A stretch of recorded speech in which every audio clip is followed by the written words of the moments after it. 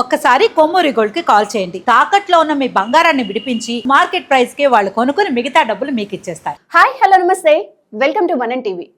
పాకిస్తాన్ కి భారత్ కి యుద్ధం వస్తుంది రాదు ఇలాంటి వార్తలు మనం చాలా విన్నాం. కానీ మనం టీవీలో కళానిధి రాంబాబు గారు క్లియర్ కట్ గా జ్యోతిష్యం చెప్పారు, ఖచ్చితంగా యుద్ధం వస్తుంది అని. ఒకసారి వారితో మాట్లాడి తెలుసుకోవడానికి ప్రయత్నం చేద్దాం. నమస్తే గురుగారు. మీరు మనం టీవీలో చెప్పారు, రీసెంట్ గా వీడియోలో చెప్పారు, కరాఖండిగా ఖచ్చితంగా యుద్ధం వస్తుంది పాకిస్తాన్ కి భారత్ కి అని చెప్పారు. ఇప్పుడు పరిస్థితులు చూసుకుంటే రేపే యుద్ధం వచ్చేటట్టు ఉంది. అసలు ఎలా చెప్పగలిగారు అలా? దీనికి ఏంటంటే మెయిన్గా మనం ఏదైనా ఒక విషయం చెప్పదలుచుకున్నప్పుడు ముందుగా నేను మన దేశం యొక్క జాతకం చూడాలమ్మా. మన భారతదేశానికి జాతకం ఉంది. ఓకే, మన జాతకం ఎట్లా చూస్తామంటే 15th August 1947 ఆ రోజు మనకి స్వాతంత్రం వచ్చింది. బ్రిటిషర్స్ మనకు వదిలేసి మన దేశాన్ని వదిలేసి వాళ్ళు వెళ్ళిపోయారు. అది మన స్వాతంత్రం డే అనమాట. 15th August 1947 రాత్రి 12 గంటలకి మనకి స్వాతంత్రం వచ్చింది. అప్పట్లో జ్యోతిష్కుడు ఆ టైం ఫిక్స్ చేశారు.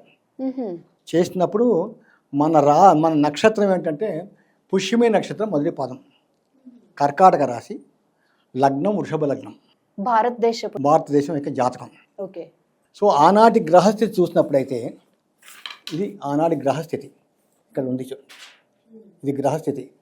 లగ్నంలో రాహు ఉన్నాడు, ద్వితీయ స్థానంలో కుజుడు ఉన్నాడు, ముఖ్యంగా తృతీయంలో చంద్రుడు, శుక్రుడు, బుధుడు, రవి, శని 5 గ్రహాలు పంచమ స్థానంలో ఉన్నాయి. ఈ తులలో గురువు ఉన్నాడు, కర్కాటక దీంట్లో వృశ్చికంలో కేతు ఉన్నాడు. ఇవి గ్రహస్థితి అనమాట, ఆనాటి గ్రహస్థితి. దాని ప్రకారం చూసుకుంటే ప్రస్తుతం శని మహాదశ అయిపోయింది, బుధ మహాదశ అయిపోయింది, అట్లాగే కేతు మహాదశ అయిపోయింది, శుక్ర మహాదశ అయిపోయింది, రవి మహాదశ అయిపోయింది, చంద్ర మహాదశ.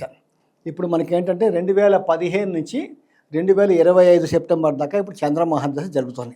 ఆ చంద్ర మహాదశలో కూడా ప్రస్తుతము మొన్న 2025 మార్చి నుంచి ఈ 2025 సెప్టెంబర్ దాకా చంద్ర మహాదశలో రవి అంతర్దశ జరుగుతుందమ్మా. ఒక మహర్దశలో ఆఖరి అంతర్దశ జరిగినప్పుడు దాన్ని దశాఛిద్రము అంటారు. దశాఛిద్రం అనేది ఎవ్వరికీ యోగం చేయదు.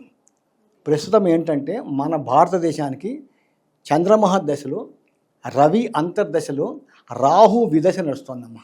ఇప్పుడు యుద్ధం వచ్చినా అది ఎన్ని రోజులు కొనసాగించే అవకాశం ఉంటుంది? ఎందుకంటే ఒకవేళ యుద్ధం కానీ ఆల్రెడీ స్టార్ట్ అయితే మనకు వచ్చే 2-3 రోజులు, నేను 15వ తారీఖు లోపల వస్తుందని చెప్పాను. ఒకవేళ మొదలైతే మనకు అది ఇప్పుడప్పుడే సెటిల్ అయ్యే పరిస్థితి లేదమ్మా. ఎందుకంటే నెక్స్ట్ మనకు వచ్చేది కుజమహర్దశ. రేపు సెప్టెంబర్ నుంచి కుజమహర్దశ వస్తుంది మన దేశానికి. అసలు ఈ యుద్ధానికి కారకుడే మెయిన్గా కుజగ్రహం. ఈ కుజగ్రహాన్ని అగ్నితత్వ గ్రహం అన్నారు. ఆ దశ మనకి 7 సంవత్సరాలు ఉంటుంది. ఆ కుజుడు కూడా మనకి ఏంటంటే సప్తమ వ్యయాధిపతి అంటారు మన లగ్నానికి. ఆయన ద్వితీయమైన మిథున రాశిలో ఆరుద్ర నక్షత్రం మీద ఉన్నాడు. ఆరుద్ర నక్షత్రానికి అధిపతి రాహు. ఈ రాహు ఏంటంటే ఈ ముస్లిం దేశాలన్నింటినీ కంట్రోల్ చేసేవాడే రాహు. ఓకే, ఆ రాహు యొక్క నక్షత్రం ఈ యొక్క మన ఎవరు కుజుడు రాహు నక్షత్రం ఆరుద్ర నక్షత్రం ఉన్నాడు. కాబట్టి ఒకవేళ యుద్ధం స్టార్ట్ అయితే మనకు ఇప్పుడప్పుడే సెటిల్ కాదు. ఇది ప్రపంచ యుద్ధానికి కూడా దారి తీయడానికి అవకాశాలు ఏర్పడతాయమ్మా. ఎందుకంటే ప్రస్తుతం పాకిస్తాన్ జాతకం కూడా ప్రస్తుతం అట్లాగే ఉంది. వాళ్ళ గ్రహస్థితి కూడా వాళ్ళది మృగశిర నక్షత్రం, మిథున రాశి. వాళ్ళకి ప్రస్తుతం దశ అట్లాగే ఉంది. దశ కూడా అంత అనుకూలంగా లేదు పాకిస్తాన్కి కూడా. వాళ్ళకు కూడా ఇప్పుడు ఒక మనిషికి అట్లాంటి బుద్ధి ఎందుకు పుట్టిందంటే దశ ప్రతికూలంగా ఉన్నప్పుడు. అన్నిటికీ మించి మన భారత ప్రధాని నరేంద్ర మోడీ గారు కూడా ప్రస్తుతం కుజ మహాదశ నడుస్తుంది. 2021 నుంచి 2028 దాకా.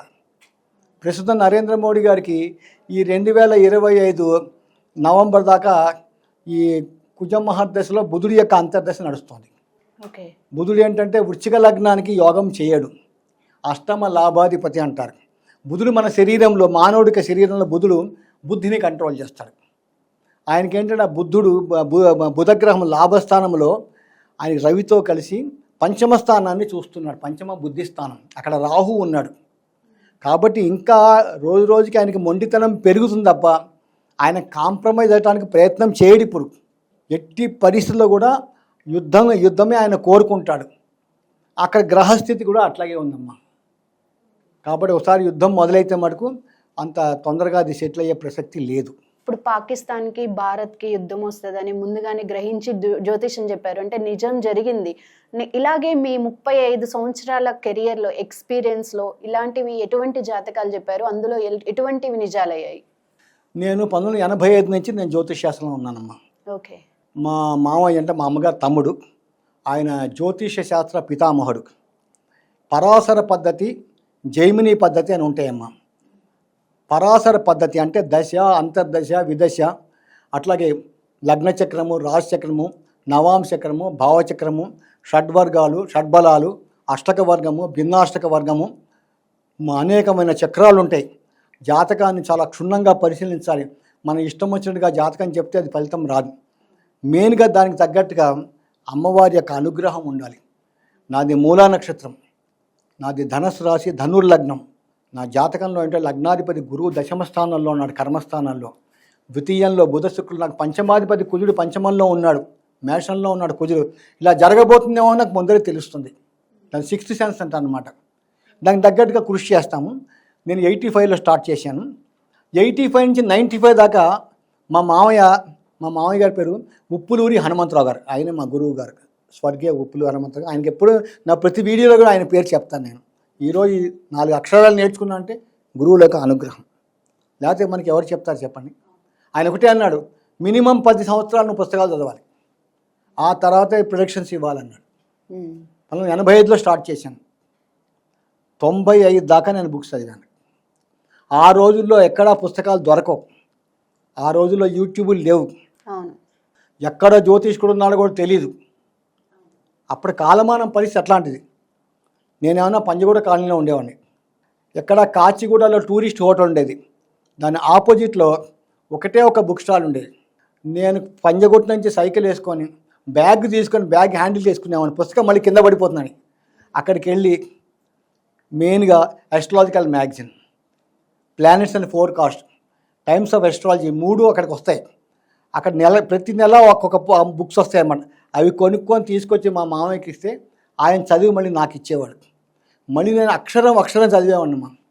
అవి కాకుండా బృహత్పరాశర హోరాశాస్త్రం, బృహజ్జాతకం, సారావళి, ఫలదీపిక, ఇవన్నీ ఇట్లా రుబ్బి పడేసాం. గ్రైండర్లో మన కందిపప్పు రుబ్బినట్టు రుబ్బేశాం. ఎందుకంటే నాలెడ్జ్ ఉంటే కానీ చెప్పలేం. దానికి తగ్గట్టుగా ప్రతినిత్యం గాయత్రి జపం ఉండాలి, విష్ణు సహస్రం, లలితా సహస్రం రోజు, ఏ రోజుకి ఆ రోజు.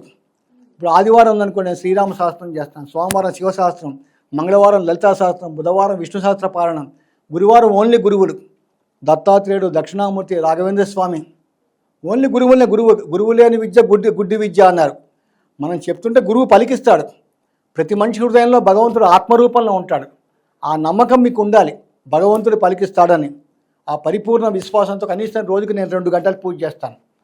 పూజ చేయాలి, దానికి తగ్గట్టుగా గ్రంథాలు చదవాలి.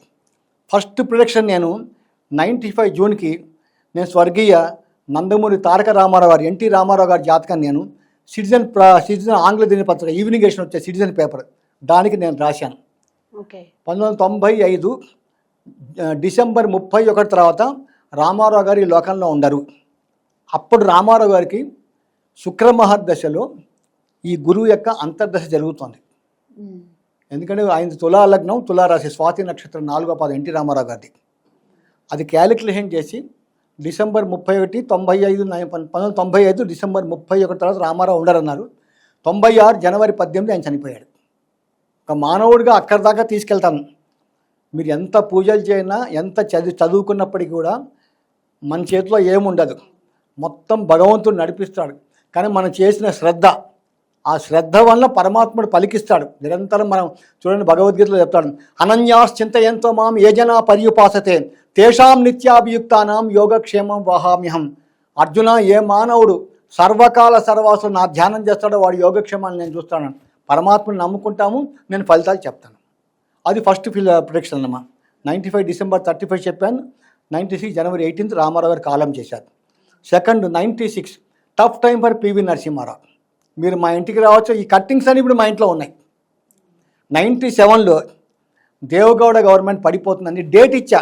ఈ డేట్లో దేవగౌడ గవర్నమెంట్ పడిపోతుందని తేదీతో సహా తేదీ ఇచ్చాను. మీరు ఇంటికి వచ్చి చూసుకోవచ్చు. ఆ కట్టింగ్స్ కూడా మా ఇంట్లో ఉన్నాయి. ఎక్కడికి ఒక్క కటింగ్ పోతుంది నా దగ్గర. 2004 2009, 2014, 2019, 2025 మనం నేషనల్ ప్రిడిక్షన్స్ ఇచ్చాం. 2004, 2009లో అప్పుడు కంబైన్డ్ ఆంధ్రప్రదేశ్లో ఇక్కడ కాంగ్రెస్ వస్తుంది, సెంట్రల్లో కాంగ్రెస్ వస్తుంది, అట్లాగే వచ్చింది. 2019, 2014 ఇక్కడ కాంగ్రెస్, అక్కడ కాంగ్రెస్. 2019 ఇక్కడ మామూలుగా కేసీఆర్ గారు వస్తారు, ఇంట్లో కటింగ్ కూడా ఉంది, టీఆర్ఎస్ ప్రభుత్వం అధికారంలోకి వస్తుందని. సెంట్రల్లో బీజేపీ. 2025 సెంట్రల్లో బీజేపీ ఖచ్చితంగా వస్తుంది ఇచ్చాను.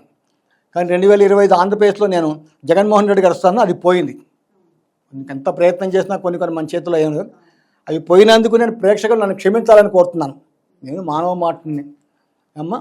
అది అలాగే ఉత్తరప్రదేశ్లో యోగి ఆదిత్యనాథ్ ఖచ్చితంగా సెకండ్ టైం ఆయన గవర్నమెంట్ వస్తుంది, సీట్ల సహా ఇచ్చాను.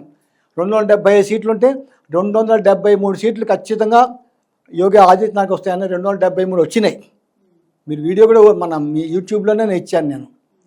అట్లాగే కర్ణాటకలో కాంగ్రెస్ గవర్నమెంట్ వస్తాను ఇచ్చాను. ఢిల్లీలో రెండు సార్లు కేజ్రీవాల్ గారు గెలుస్తాను ఇచ్చాను. ఇవన్నీ ఎక్స్పీరియన్స్ మీద వస్తాయమ్మా. ఇప్పుడు ఎట్లాంటి ఎక్స్పీరియన్స్ ఉండాలి, పూజలు ఉండాలి. జ్యోతిష్ శాస్త్రంలో ఒక గోచారాన్ని పట్టుకొని ఎప్పుడు జాతకం చెప్తే అది ఎప్పుడు కరెక్ట్ కాదు. గోచారం అంటే ప్రపంచంలో ఒక్కొక్క రాశిలో బిలియన్స్ ఆఫ్ పీపుల్ ఉంటారు. మీది మెయిన్ రాశి అనుకోండి, మెయిన్ రాశిలో ఎంతమంది ఉంటారండి? ఈ మొత్తం మన ఇండియా జనాభానే 140 కోట్లు. అలాంటి ప్రపంచ జనాభా ఎంత? అందులో ఎంతమంది మెయిన్ రాశి వాళ్ళు ఉంటారు? అది 10% కన్నా పనిచేయదమ్మా.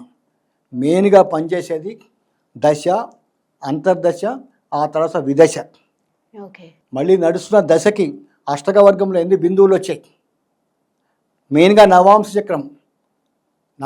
చక్రం చూడండి, అసలు జాతకం చెప్పకూడదు. నవాంశ చక్రం ఎట్లా చెప్తాడమ్మా? ఇప్పుడు ఒక మనిషి డేటు ప్లేసు టైం ఉంటే యూట్యూబ్లో చెప్తున్నారు జ్యోతిష్ శాస్త్రం, నేను ఎవరిని విమర్శించడం కాదు. నవాంశ చక్రం ఉంటేనే జాతకం చెప్పాలి. గ్రహ వర్గోత్తమమా లగ్న వర్గోత్తమో తెలిసేది జాతక చక్రము, రాశి చక్రము, నవాంశాన్ని బట్టే చెప్పాలి. అలా చెప్పి మళ్ళీ భావచక్రం చూసుకోవాలి. ఉద్యోగం అంటే దశాంశ చక్రం చూడాలి, మ్యారేజ్ అంటే నవాంశ చూడాలి, ఇవన్నీ చూడాలి. ఒక విషయాన్ని చూడాలంటే ఒక కోణంలో చూడకూడదు జాతకాన్ని. నేను 1000 కోణాల్లో జాతకాన్ని చూసి చెప్తా.